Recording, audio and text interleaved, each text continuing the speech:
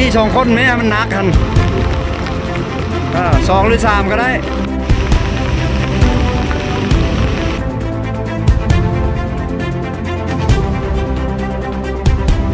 น้ำนี่บนท่านมีท่าที่ที่จะลดมีแต่จะเพิ่มขึ้นเรื่อยๆเฮ็ดดีๆเด้อโอ้ยเนาะโอ้ยไปเอาไปเอาเฮ็ดเอาเฮ็ด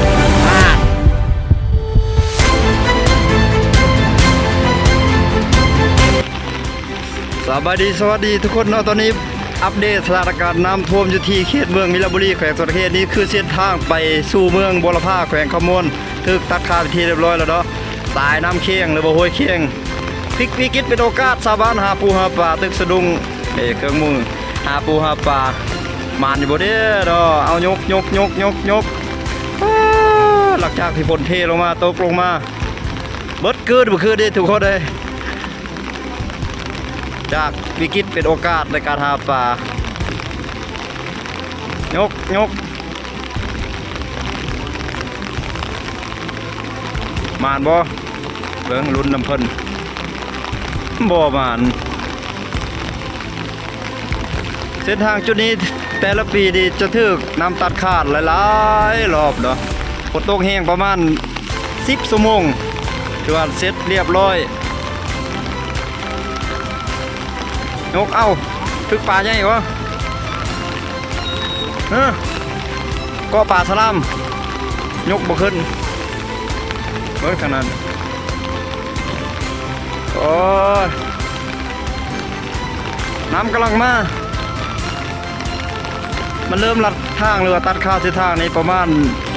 2 ชั่วโมงนี่แหละทุกคนเลย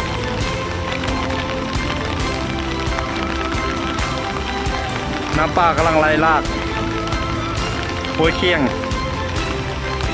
รถกระบะถือว่ายังบกกล้าข้ามผ่านแล้วเมื่อกี้ได้เห็นกลับไปคันหนึ่งนะโอ้วันนี้ประกาศขายดินแคบน้ำเลยโอ้มีเงินซื้อนี่คักเลยได้นี่แคบจุดนี่เลย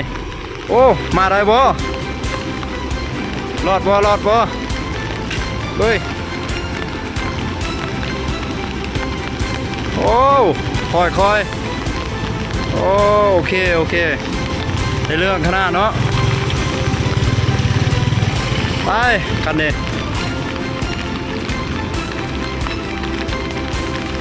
ว้ายขาดทำนั้นบ่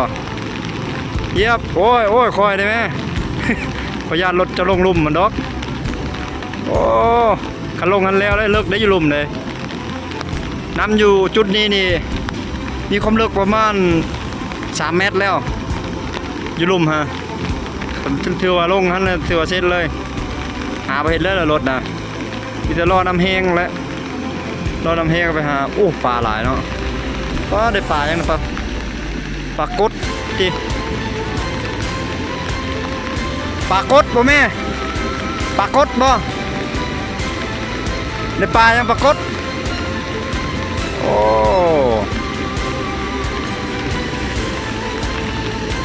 ได้หลายเลยนกน้ำขึ้นปลาขึ้นถือ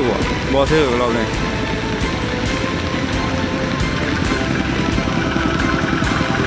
โอ้ไปสบายแล้วรถคันนี้กระบะเลยแจกเลย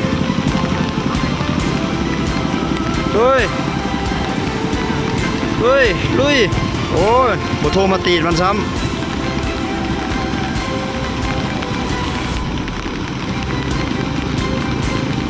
โอ้ยรถจักรมันเฉียวเด้อเราเล่นไว้รถจักรกับคันมอดพลาดเราหันเรียบร้อยแล้วไงคือเลี้ยสีเลยแหละแม่นแล้วโอ้เดี๋ยวตกลงหันเลยไม่ได้รอท่าน้ำแห้งจากเปล่าตกใจตกนี่นะแม่นแหละโอ้ไปจมเลยเนาะรถเนาะโอ้ยเฮ้ยก็งมไม่ได้หรอกเลยโอ้งมไม่ได้หรอกพุ่นบ่มันจะไงอยู่แล้วตัวมันทุ่มมันจะพุ่นแล้วนะรถพุ่นป้าไผ่พลดเนาะมันอยู่น้ำมันแห้งไปหางมแถวนั้นก็น้ำคอยแล้วมันอยู่น้ำแห้งไปเลยนะเดินไปเลยรถเดี๋ยวเราเอาคนเถอะโ อย่าดื้อนะรถจักรเนี่ยนะ ก็จะพีนะ มันบ่มอดใช่เมื่อกี้นะคันจักรดับรถจักรเนี่ยคันจักรมันดับนี่พอแห้งแล้วจัดจูงอ่ะ ลูกนิ่งเลยแล้ว อยู่แล้วคันจักรดับเลย มันปิวเลยมันเบาเลยวันนี้ แมนจะลงกับปิวแล้วเด้ เช้าที่คนมาตำรวจพื้นนู่นนะคนละปีสกายนะมา อ๋อ เติมเทียนโมงเช้านี้ ไวขนาดเนาะ เทียนโมงเช้าแล้วนี่ก็6 โมงเลยดีกว่า เลยเอาเดี๋ยวได้เลิกล่าแล้ววะผู้นั้นกู้แล้ววะได้ปลาหลายได้เศร้าแล้ววะ มีปลาถึงขายแล้ว น้ำมันกว้างคนเนาะปลามันจะไปยังไงบัดเดเอายกปับปับปับปับเบียกมานปัดใดเนาะอาศัยยกละบาทเอา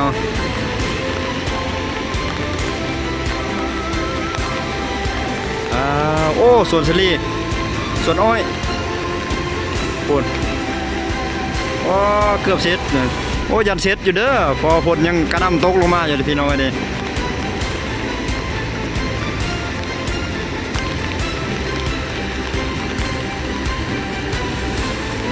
คือกลัวรอบหนึ่งบ่ถึกเนาะกระทึกปลาใหญ่เลยเพิ่นได้ปรากฏ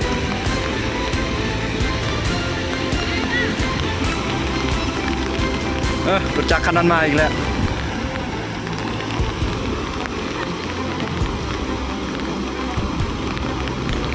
เมื่อแล้วบ่ได้อยู่บ่ได้น้อยหนึงเมื่อไว้แถวปลาใหญ่กำลังขึ้นเลย หนาวแล้วเนาะไปแคบตัวเมืองวิลาบุรีจากนี้หาตัวเมืองกะ1 กิโลเมตรเป็นจุดที่ว่าจุดไฮไลท์และจุดดีแต่ละปีที่ว่ามีความเสี่ยงสูงฝนตกหนักๆถือว่าเสร็จเรียบร้อยทุกปีบ่ว่าปีใดบ่ตัดขาดอยู่จุดนี้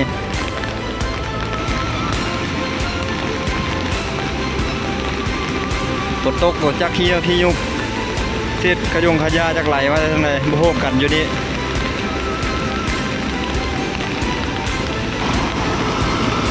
น้ำนี่บ่ท่านได้มีท่าที่ที่จะลดมีแต่จะเพิ่มขึ้นเรื่อยๆเพราะว่าฝนนี่กระหน่ำตกลงมาอย่างเรื่อยๆเรียนติดถ้าว่ามันตกอีก1 คืนตอนแรกนี้แล้วก็จนฮอดมื้อเช้ามื้อนี่แต่ว่าเส้นทางที่จะออกสู่ตัวเมืองเซโปเดเสร็จเรียบร้อยพี่น้องเอ้ยเพราะว่ามันได้หนุนกับสายน้ำเซกอกแล้วก็สายน้ำเซเฮียงอยู่ทางเมืองเซโปนพุ่นทุกๆปีหลายจุดน้ำจะท่วมแล้วก็ตัดขาดเส้นทางการสัญจรระหว่างเส้นทางหมายเลข28Aออกสู่ตัวเมืองเซโปน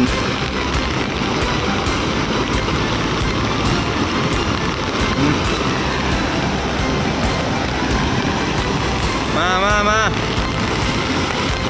กูบ่ย่างยับขึ้นเทิงพุ่น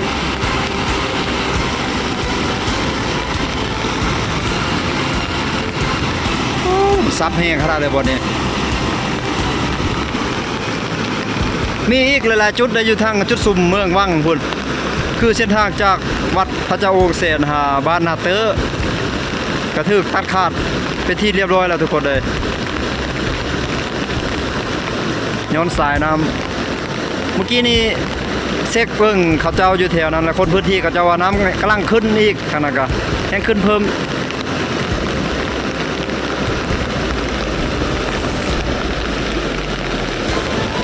เมื่อแล้วบ่เมื่อไว้ได้หลายแล้วบ่เลยเอามาไม่เท่ามาแต่นี่หาค่ำนี่คือสิข้ามบ่ได้เลยนะคนนี่ตอนนี้เวลา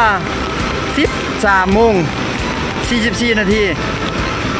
ตัวบ่าย1นะเกือบฮอดบ่าย2แล้วพอฮอด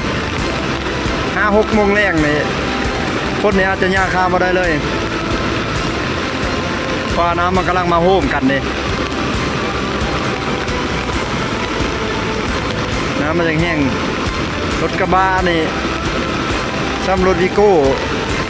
คือว่าข้ามได้เยอะสำนี้เนี่ยเห็นรถอีแตนเมื่อกี้ยังข้ามได้แต่ ว่ามีความเสี่ยงอย่าให้รถต้องประดับกลางน้ำนี้ถ้ารถดับกลางน้ำถือว่ามีโอกาสที่รถจะถูกพัดลงไปใส่น้ำตัวนี้อ้าวใส่เอาเมื่อ เปลี่ยนจุดเนาะ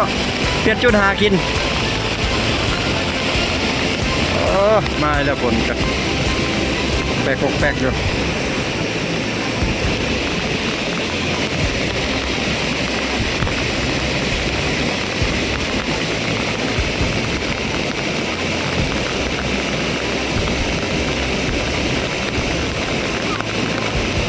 พลิกวิกฤตเป็นโอกาสเสมอเวลาฝนตกน้ำท่วมแบบนี้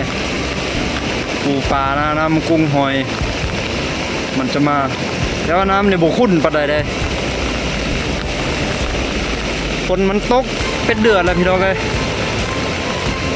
ก็เลยเฮ็ดให้ขี้ดินขี้โคลนเนี่ยมันถึกซาล้างไปเบิดเกลือเบิดแหละยังเหลือแต่หินมันก็เลยบุคุ้นปะใดปกติน้ำนี่ฝนตกไม่น้ำมาไม่มันจะแดงกว่านี้แต่อันนี้มันจะบแดงปะใด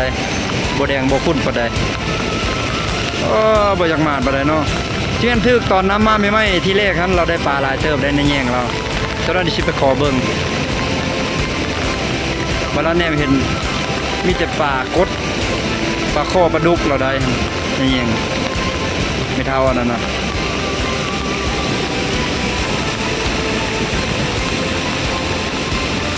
ขับระทึกปลาใหญ่ตัวไหลนี่ทางนั้นบกล้ามาเลยพอจะเดินทางข้ามไปฝั่งนั้นมาทันยุดจึกบกล้าผ่านไปคันนี้โคสวนลุยเลย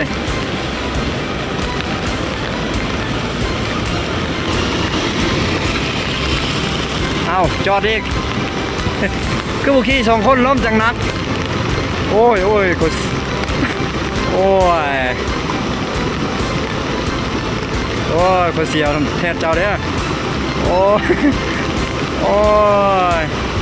โอ้เฮ็ดเอาเฮ็ดโอ้ขอให้เจ้าปลอดภัยเอาเร่งดับเลย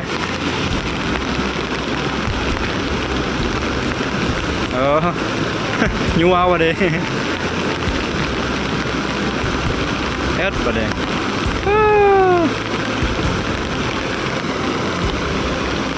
อ้าวนี่ผู้สาวนี่สิไปใช้บ่เด้มาได้ใช้ไปใช้เนาะ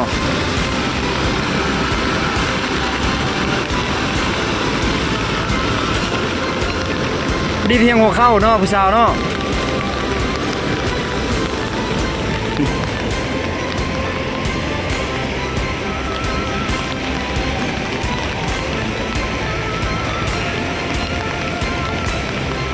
โอ้กอเลยยังจะตึกสายไฟเลยครับโอ้ไปกออยู่สายไฟอีกเบ็ดอ่ะแล้วจบเต็มเบ็ดจ้ะนะนี่จะไปกอสายไหมทันแล้วไปเฮ็ดอะไรจบแล้วเบ็ดจะไปทีมได้แต่ขั้นแล้วจะได้คืนฮะจะสิได้คืนแต่ขั้นมันนั่นแหละมากมันกอสายไฟจะเอาไปได้หรอกมีแต่พยายามดึงมันคาดเลยระวังเด้อระวังไฟเลยไข่เดี๋ยวมันมีสายหุ้มห่อด้วยพลาสติกทีมบักลาดึงให้มันคาดแล้วก็เอาแต่คันเมื่อคุณแต่ก็อยู่สายไฟคุณไปชิดเบ็ดจังได้นะขี่สองคนไหมมันนักกัน2 หรือ 3ก็ได้พอขี้คาดไปงมรถช่วยพวกเจ้าได้นี่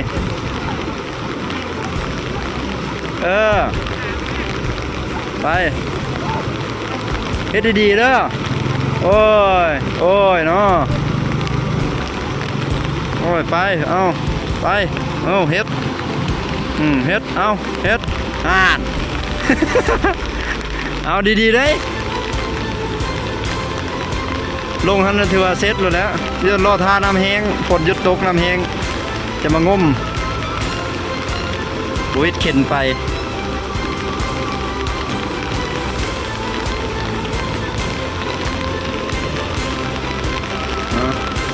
ตอนนี้ยังไปได้อยู่เนาะแวบเห็นที่แรกขึ้นว่าทึกแบบตัดขาดแบบถาวรแล้วแต่ถ้าว่านับจากนี้ไปหา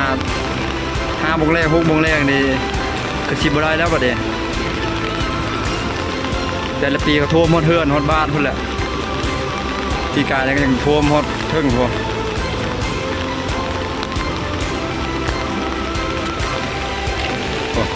ปีกายไปก่อนท่วมมันพุ่นอยู่เทิงบนรถกระบะน่ะแล่นน่ะรถสีขาวแล่นมาพุ่นเดี๋ยวบ่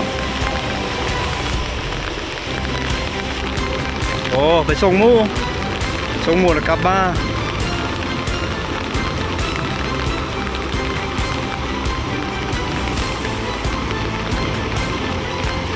ไปส่งหมูแล้วกลับบ้านเนาะ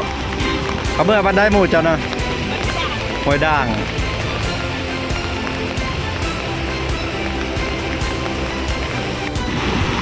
ไปรถกระบะคันนี้สบายมากพอดีล้างรอรถ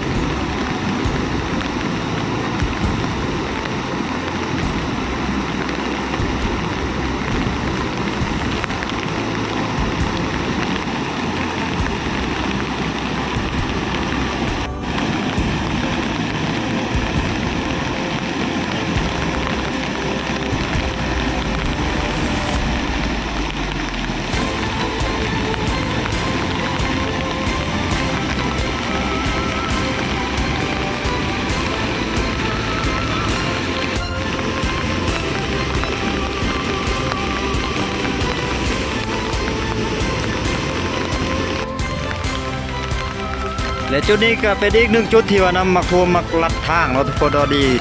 เส้นทางไปเมืองบัวลำพาแขวงขมวน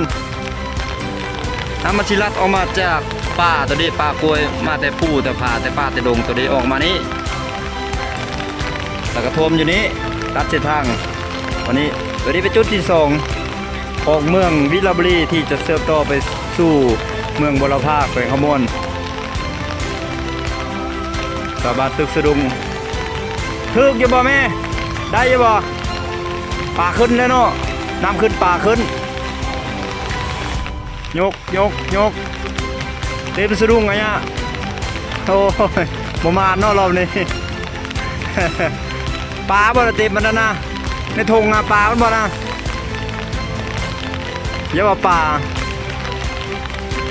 เลยมาไปหึงแล้วบ่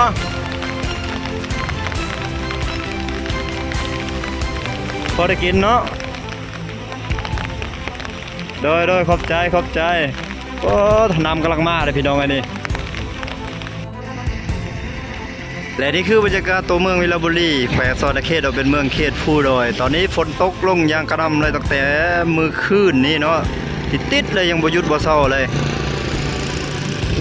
ถ้าเป็นแบบนี้อีก1 คืนตอนแรกนี้แล้วก็ฮ้อนมื้อเช้านี่มีหวังสายทางเลขที่ 21A หรือว่า 28A จะถึงตัดขาดแน่นอนพี่น้องเอ้ยเส้นทางที่จะเชื่อมต่อกับเมืองสิโปนแล้วก็เชื่อมต่อกับเมืองสอนเขตนะเมื่อคืนนี้บอลก็นอนอยู่ที่ตัวเมืองแห่งนี้แหละฝนตกแห้งเมื่อคืนนี้เมื่อคืนสอดแจงมับเลยทุกคนเลยนี่ยังบ่มีท่าทีว่าสิหยุดเนาะตอนนี้ยังฝนนี่โปรยปลายมาอีกแล้วนี่ยิ้มยำเนี่ยเมื่อกี้นี่เบรกโซ่ข้าวเนาะแต่ก็มาอีกแล้วนี่ท้องฟ้ามืดกึ๊บเลยทุกคนเลยโอ้ยจะเบิ่งบรรยากาศเนาะโอ้โหแน่บ่เห็นเดือนเห็นดาวเห็นตะเวนอย่างเลยและพิเศษทางจุดสุมเมืองวังนั่นก็คือเส้นทางจากวัดพระเจ้าองค์แสนหาบ้านนาเตอร์วัวปลายนาเตอร์นี่ก็ถึกตะขาบไปที่เรียบร้อยแล้วทุกคนเลย